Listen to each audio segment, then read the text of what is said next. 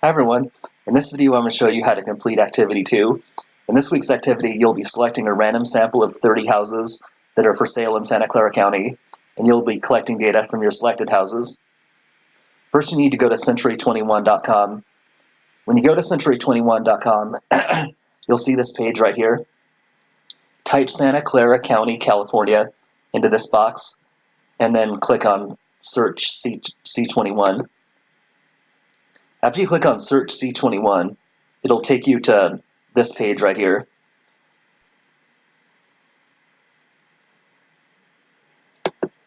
And this page has a map view and a grid view. When you first get to this page, it'll probably be on map view, meaning you'll probably see a map like this with prices on top of it. You need to switch it to grid view by clicking on grid.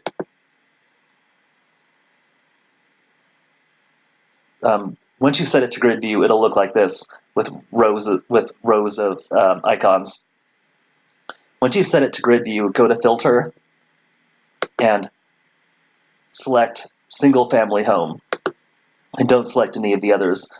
That way it'll only show the single family homes and not the condos or the multifamily or lot land. Once a single family home is checked, click on Apply, and the number will change to 696. This is the number that you want it to show. Once it says 696, click on Sort and sort the houses from lowest to highest price. So now it'll show the cheapest house right here, and then it'll go up to more expensive houses. We're going to imagine that each house has an ID number from 1 to 696, and we're going to say that this cheapest house is house 1, and this is house 2, house 3, house 4. Then in the next row, this is house 5, 6, 7, and 8. In the next row, it's house 9, 10, 11, 12. And it keeps going all the way up to house 696, which is the most expensive house. We're going to be using those ID numbers to select our houses. Before we go to the website that we'll use to select the houses, I'm going to show you how this page is organized. So it has 4 houses in each row. So this is the first 4, this is the next 4, this is the next 4, and it goes all the way down to house 100.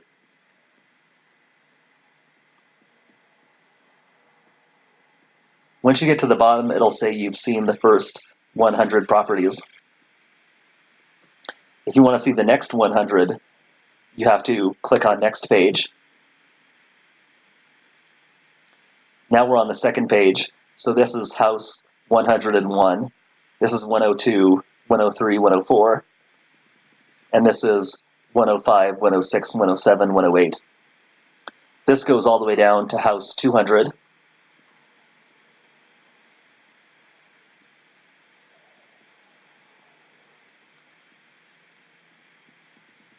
If you want to see the next 100 properties, click on Next Page again.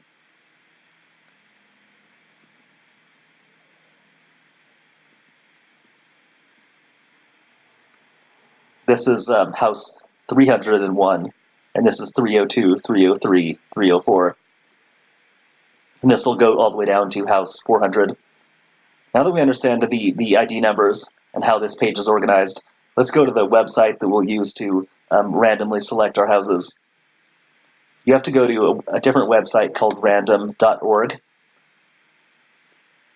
When you go to this website, you'll see this random number generator right here. You need to type in 1 for minimum and 696 for maximum, because there's 696 houses in the population we're sampling houses from. Once you type in 1 and 696, click on Generate, and that'll be your first selected house. So your first house that you've selected is house 633. After you click on Generate, write this number down and click Generate again, and then write down your second number. Then click on Generate again and write down your third number. and keep going until you have 30 random ID numbers written down. So you'll need to click on generate 30 times and then write down all 30 ID numbers. If you get the same number twice, then just throw it out and generate a new number. The 30 ID numbers that you're generating will be the 30 house ID numbers that you're going to fill into the house ID column that you see on your activity. If you go to page 2 of the activity, you'll see a house ID column. You'll be filling in these ID numbers into that column. Once you have your 30 ID numbers, go back to the Century 21 page and locate your 30 houses. And for each of your 30 houses, write down the price, the number of bedrooms, number of bathrooms, and the type of house. You'll be recording 4 pieces of information for each house. The type of house is what you see right here, like newly listed or sale pending. So if this was one of my selected houses, I would record this price, $1,080,000. I would record 4 bedrooms. I would record 2 bathrooms, and I would record that it's a newly listed house. If this house right here was one of my selected houses, I would write down the price, the number of bedrooms, the number of bathrooms, and the fact that it's a sale pending house. Like I said, you'll be recording the price, the number of bedrooms, the number of bathrooms, and the type of house. You'll be recording those 4 pieces of information for each of your 30 houses. And you'll be filling that information into the spaces that are provided on your activity. So now I'll show you how to locate your selected houses after you have your ID numbers. Let's use this number as an example. Let's say I'm trying to find house 388. Well, first I need to go back to the very beginning. I need to go back to the first page that has house 1 on it. So I'll click on the back button.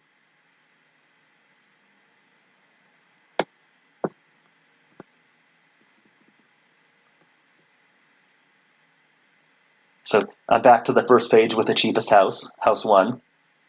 And my house is in the 300s. The house I'm trying to find is in the 300s, which means I need to go to the 4th page. I need to scroll forward. So what I do is I go down to the bottom.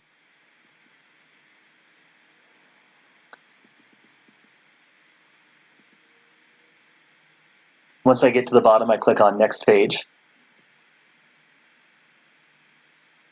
Just waiting for this to refresh.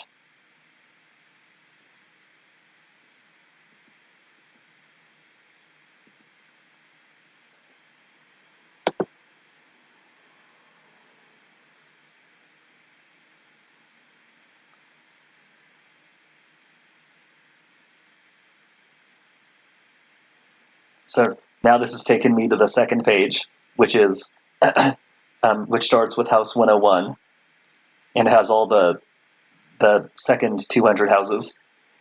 I need to go down to the bottom where house 200 is.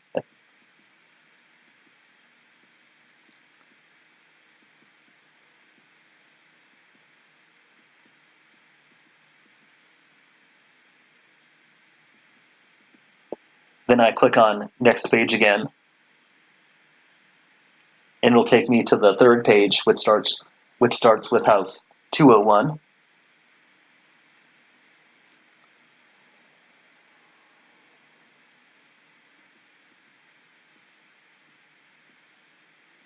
And then I need to click on Next Page one more time to get to the 300s.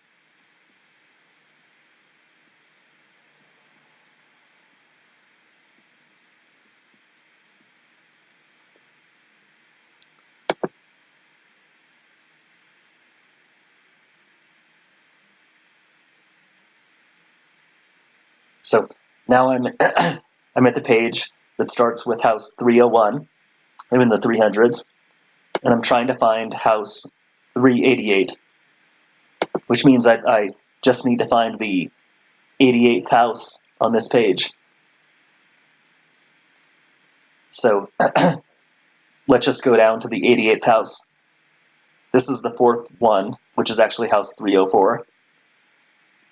This is 8, 12, 16, 20, 24, 28, 32, 36, 40, 44, 48, 52, 56, 60.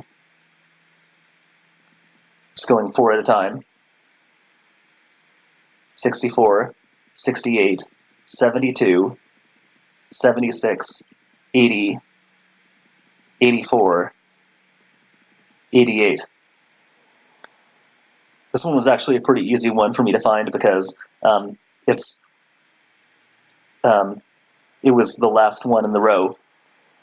But if let's say if it had been house 390, what I would have done is once I got to house 388 right here, all I'd have to do was just go 2 further, 89, 90, and it would be this one. So to find each of your houses, what you need to do, first what you need to do is just get to the correct page. If your house is in the 200s, you need to go to the 200s page. If your house is in the 300s, you need to go to the 300s page. Once you get to the correct page, go down by 4s, like I did. Go 4, 8, 12, 16, 20, and so on, until you get to the correct row of your house. And then once you get to the correct row, just find your house inside that row. So let's say I was trying to find house 315. What I would do is I would just go to the 300s page.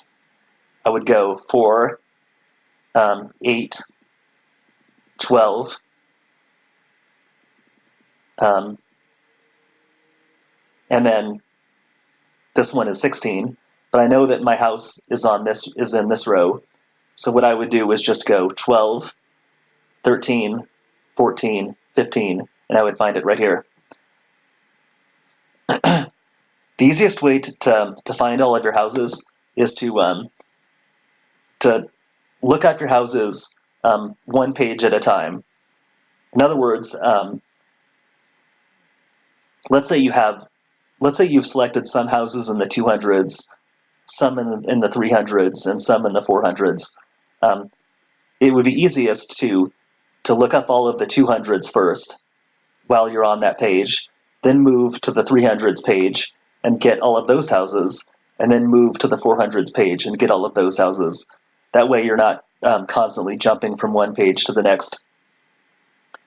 Once you get all of the data from your 30 selected houses, you just need to fill it in on your activity and then answer the follow-up questions at the end. Just let me know if you have any questions.